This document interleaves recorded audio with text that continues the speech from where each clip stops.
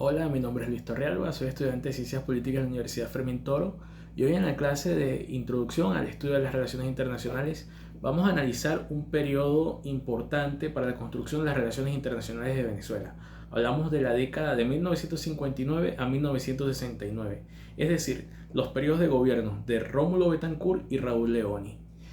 Primero, bueno, analicemos un poco sobre el periodo de Betancourt, porque Betancourt no solamente va a tener una influencia en el desarrollo de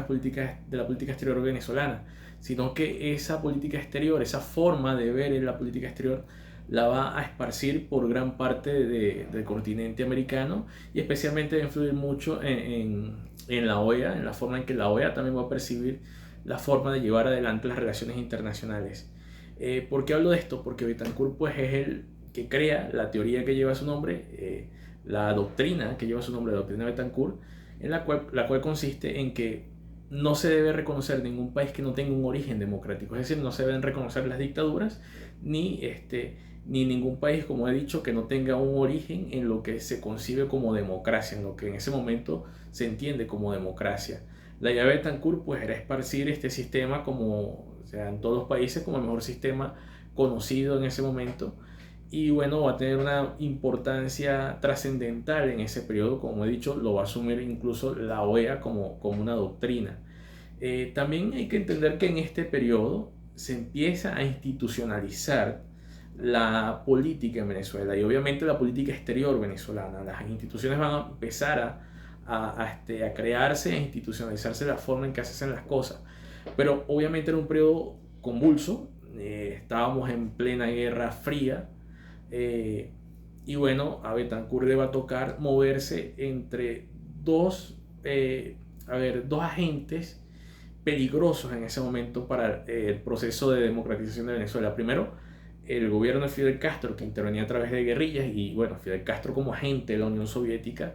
de guerrillas desestabilizadores, grupos terroristas dentro de Venezuela, y el gobierno de Trujillo, el dictador Trujillo, un gobierno de derechas, una dictadura de derechas, que intentó incluso asesinar a Rómulo Betancourt y que hizo muchas cosas dentro del país para desestabilizar ese gobierno. Entonces Venezuela va a corresponder moverse entre esos dos agentes que van a complicar la forma en que hacemos las relaciones internacionales, pero eso no va a quitar que Venezuela en ese momento fortalezca relaciones con Estados Unidos, por ejemplo, que sí que habíamos tenido en el 58 un conflicto con Estados Unidos con la visita de Richard Nixon, que o sea, existió una especie de intento de asesinato.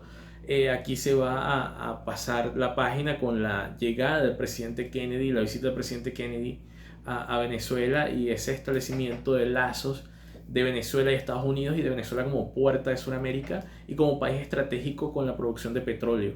Que también, bueno, Venezuela va a ocupar un papel importante en eso porque Venezuela va a ser miembro fundador de la OPEC. Muy pocos países han sido miembros fundadores de organizaciones y Venezuela pues de organizaciones internacionales y Venezuela pues va a tener el privilegio de presidir la OPEC, de fundar la OPEC y de mantener, o sea, y de pautar la política de la OPEC durante mucho tiempo. O sea, van a ser casi 20 años en que Venezuela va a tener un peso muy grande dentro de la organización de países exportadores de petróleo. Entonces, esto respecto a Betancourt. Y bueno, luego tenemos el periodo de Leoni, que si bien se ve como una continuación de Betancourt, yo creo que a Leoni le toca fortalecer esas instituciones y tal vez no se valora tanto como el periodo de Betancourt, pero Leoni hace un papel mucho más importante porque él hace algo que decía Winston Churchill, Winston Churchill decía que una buena política exterior es una buena política interior y eso es lo que hace Raúl Leoni. Raúl Leoni pues va a tener una muy buena economía, va a desarrollar económicamente el país y eso va a llevar a que Venezuela pues en el 66 sea reconocida por el Fondo Monetario Internacional y el Bolívar específicamente como una moneda confiable, como una moneda sólida, que es confiable para el mercado internacional. Es decir, que Venezuela en ese momento se planta como un país que va a ser el interlocutor comercial de Iberoamérica con el mundo. Ese papel de Leoni de fortalecer a Venezuela económicamente a nivel interno va a hacer que Venezuela tenga un papel mucho más fuerte a nivel internacional. Y bueno, Leoni le tocó ese periodo, quizás el periodo más fuerte de la Guerra Fría, ese periodo del 64 al 69. Y bueno, va a tener que enfrentar la invasión más grande que que tuvo Venezuela, la única invasión que hemos tenido realmente sólida, que es la de Machurucuto, el 10 de mayo del 67, donde tropas cubanas de Fidel Castro, grupos guerrilleros, podríamos decir terroristas, invaden Venezuela. Y bueno, conjunto una zona militar, esto lo va a conjurar el gobierno de Leone, y no solamente eso, va a llevar esto a la Organización de Estados Americanos y va a plantar, va a demostrar que los planes de Fidel Castro y detrás de Fidel Castro de la Unión Soviética es desestabilizar los gobiernos democráticos de las Américas. Y nada, esto va a ser parte de su política exterior, un papel muy importante, porque Venezuela, o sea, logra que se expulse por primera vez un país de la Organización de Estados Americanos, que es el caso de Cuba luego de este hecho. Y bueno, muchas gracias, este ha sido mi análisis respecto a este periodo interesantísimo de las relaciones internacionales en Venezuela.